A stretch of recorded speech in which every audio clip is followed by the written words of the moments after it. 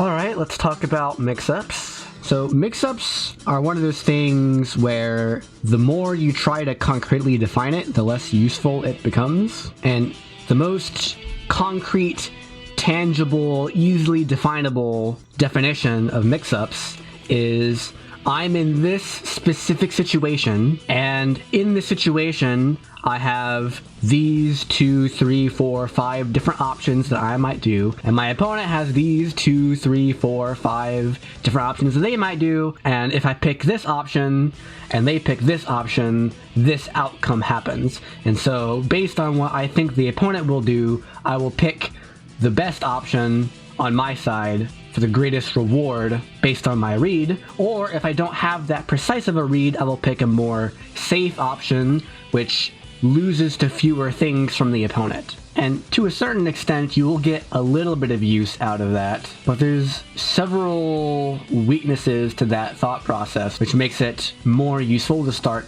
abstracting out further. For one, are you really going to memorize every single situation in the game and figure out what things that you should do in each of those situations? And secondly, if that's the case, then you should always be in a mindset of mixing up, because there's almost never a point in the game where you have, one option that you can do and that's the best option every time. So in that sense, you should always be mixing up. But I think there's a more useful way to generalize mix-ups, and that is to think of them as the opposite of the neutral. So you have two different mindsets, two different sets of strategies that you can use, and you should think of them as sort of like a slider going from neutral on one end to mix-ups on the other hand. So if you're, out here, you should be in the neutral mindset, but as you get closer and closer, you should be thinking, right about here, you should be thinking I should be doing a mix-up here, because now I'm in range to walk forward and throw my opponent before they have time to react. I already have videos on the channel that talk about neutral game as a whole.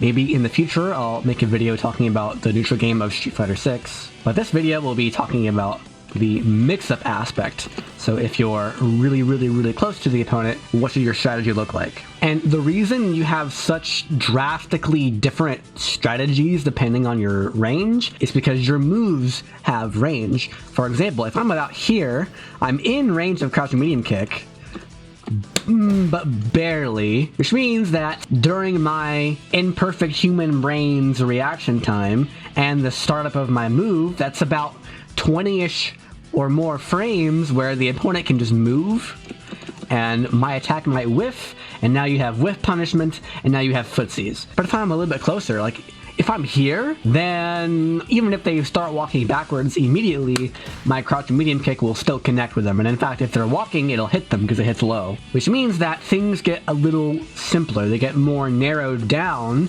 the closer you are to your opponent, because now your moves will probably not whiff. And the same is true if the opponent is cornered, because they can't move backward anymore. And most importantly, the same is true if you get them to block something, because now during their block stun animation, they can't move. So for example, this jump heavy punch has 15 frames of block stun, so the instant I see them block my jump heavy punch, I know where they will be 15 frames from now. Also, based on the frame data, one person will recover before the other, which is frame data, and I already have a video talking about frame data as well. And now we can start talking about the specifics of Street Fighter 6. So if I get you to block a jump in, or if I'm playing Ken and you block a Dragon Lash, or if I'm playing Marissa and you block a Phalanx, or if I'm playing Lily and I get you to block a buffed Condor Spire, if I do something that is plus on block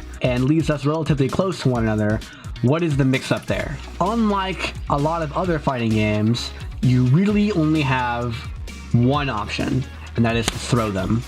You can technically go for an overhead, but overheads in this game are slow and low reward, unless you drive rush them, in which case they become a lot better. But if you're drive rushing them, then it gives the opponent more time to react. And you can cross up, although for the most part, jumping in this game is very easy to counter, as it is in every Street Fighter game. And the biggest weakness to both of those mix-ups are parry, because parry works against highs and lows and cross-ups. However, it loses pretty hard to throws. So the real mix-up here is, do I go for a strike or do I go for a throw? That is the core mix-up of Street Fighter 6. Now there's a few things to point out here. The first thing is that throws by themselves are significantly lower reward than strikes, unless you're Zangief. If I hit you with a throw, I deal 1200 damage or 12% of your life bar, and you're knocked away, and I really don't get a mix-up, unless I drive rush. However, if I land a strike, suddenly I get a lot more options. The least I can do to you is a basic combo that does 20% damage, and the worst that I can do to you is spend a bunch of meter and get a lot more damage. So most of the time, just sitting there and blocking is a very, very safe thing to do, because you don't get hit by strikes, you only get hit by throws. Now obviously you can't only block, because well, eventually you're running out of drive meter, and when you run out of drive meter, things get really bad when you block. And if the opponent throws you 9 times in a row, you die anyway. Not to mention you have characters with command grabs that deal a lot of damage in this game. But assuming you're not playing a grappler, and assuming you don't guess wrong 9 times in a row, blocking is the preferred option. That being said, there are options that beat both the strike and the throw. The first of those being your typical EX reversal move. Not every character has an EX move that works here. Some characters have to super, but even in the worst case, Dalsum, you have your level 3 super, which will beat all strikes and throws within a reasonable startup. And the other option that beats both strikes and throws is to do a throw tech, but delay it a little bit. I'll delay mine by 8 frames, just a random number. Now let's say I do this move, which is +2 on block into a medium punch, so that's a real frame trap. He still blocks it, or I can go into a throw and he still techs it. So that's interesting. It appears, just on first glance, that I don't have a mix-up here. And the reason for that is because after you get thrown, there is a window of 8 additional frames where you can tech the throw. So even if you get thrown and then up to 8 frames later you press the throw buttons, you'll still break the throw. Which means that you can block first, then as soon as your character becomes throwable, you wait up to 8 frames and then press the buttons, and that will block the immediate strike and tech an immediate throw. As the aggressor, now I have to take a risk. I need to delay my attack by at least 8 frames. Like that. And that is the ticket to rounding out your offensive mix-up game plan as a non-grappler. If you are a grappler, then you don't need to do this because you can't tech command throws, so you just mix up between the strike and the throw and you win. But for other characters, like Ryu, who don't have a command grab, you have to do an extra third option on top of the strike throw, which is delayed strike. So just to summarize things so far, we have get significant frame advantage, step 1, and then step 2 is you mix up between the strike or the throw or the delayed strike. Or if you're a grappler, you mix up between the strike and the command throw. And as the defender, you have to block the strike or tech the throw, and a safe way to tech a throw is to delay your throw tech. Although you'll get counter hit out of the startup of your throw if your opponent times their strike properly. That is the minimum of knowledge that you need in order to have a real offense and a real defense in Street Fighter 6. However, you will not get very far with just this. First of all, there are other ways of defending, namely you can backdash or jump to beat throws, or you can attempt to perfect parry to beat strikes. Although both backdashes and jumps will just straight up lose to strikes, and we already talked about what happens if you parry when the opponent throws. And ironically, this game doesn't have very many character-specific defensive options that beat one of the options but not the other. You basically have Honda's Headbutt and Marissa's level 1 super, which beat strikes but not throws, and you have Lily's EX Uppercut, which beats throws but not strikes.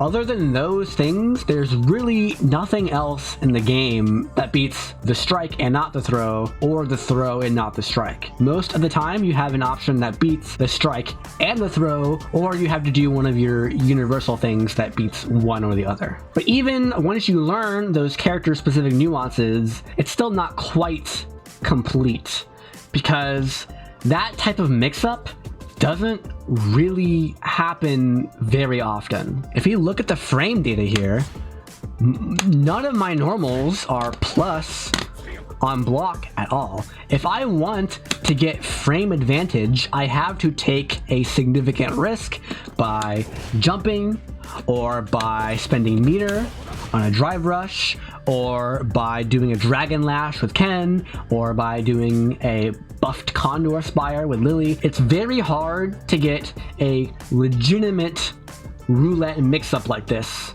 in this game, because you just don't get that type of frame advantage very often. Specifically, you need to be at least +2, because if you're only +1, then their 4-frame strike will beat your throw attempt. And you need to be extremely close to the opponent such that they can't walk out of range of your throw. For example, this move is +2, so I should technically, because I'm +2 and in throw range, I should be able to press this mix-up, but I can't because I'm not quite close enough. My opponent is actually allowed to walk out of range of my throw before my throw connects. Now, these situations do still exist.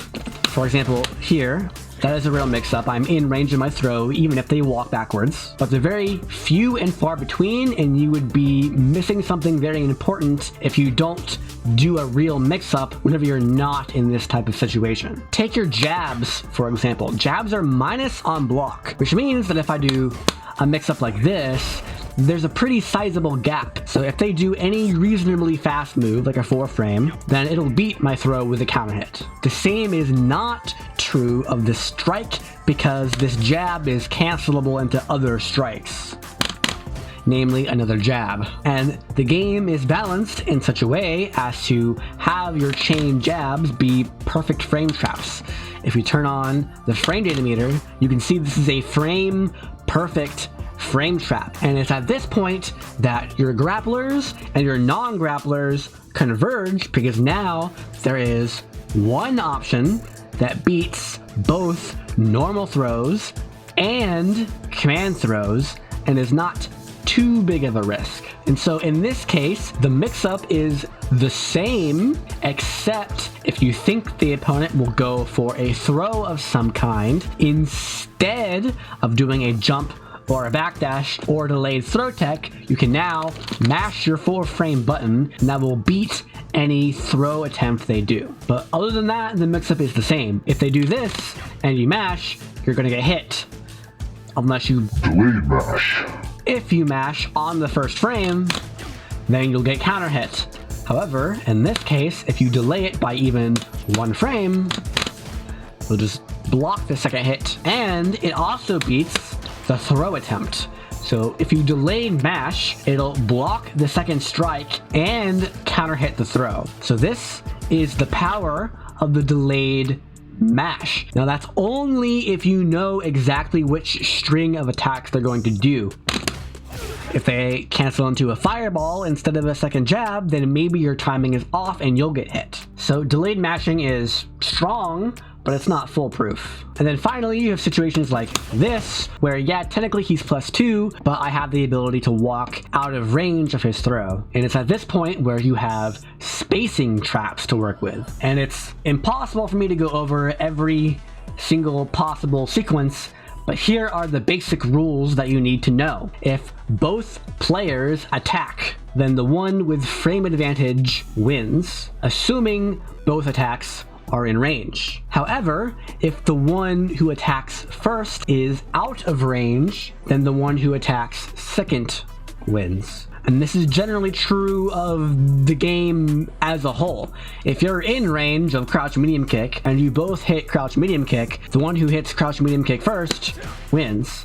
However, if you're outside of crouch medium kick range, the one who hits crouch medium kick second wins, because the first player whiffs and the second player whiff punishes. And because of this layer of spacing traps, suddenly your throw teching is not worth it anymore, because you might just die. If you whiff a throw, you might get punish countered, and if you get punish countered, you might just lose 80% of your life. However, if you're in this range, you're still in range of your light normals, which means that you're not going to get punish countered. So that's yet another layer on top of the mix-ups of Street Fighter 6. But let's just recap everything that I've talked about. The basic core mix-up of the game is strike, throw. And if you're a grappler and you get +2 and you're in range of your throws and the opponent doesn't do a wake-up DP, then you have a real 50-50 between strike and command throw. However, if you are not one of those characters, or if you're not at least +2, or if you're not quite in range of your throws, then the mix-up gets a little bit more interesting, depending on if the move they have is chainable, if the move they have is cancelable, if the move they have is +1 on block or is minus on block. And different characters will have different strengths and weaknesses within that mix-up game. If you're a grappler, you have a command throw, which is very important. If you're Ken, you have a 1 frame faster crouch medium kick. If you're Chun-Li, you have an insane standing late punch. And if you're Zangief, Marissa, or E Honda, then you have a slight advantage in all scenarios because you have more health than everyone else, among several other things that I just didn't mention in this video. But hopefully that was enough to get you started thinking about mix-ups. I highly encourage you to go to training mode with your own character and figure out mix-ups for yourself, and take special note of attacks that leave you at +2 or more, because if you're in throw range, then you might be able to get an even better mix-up. And that is everything that I wanted to cover in this video.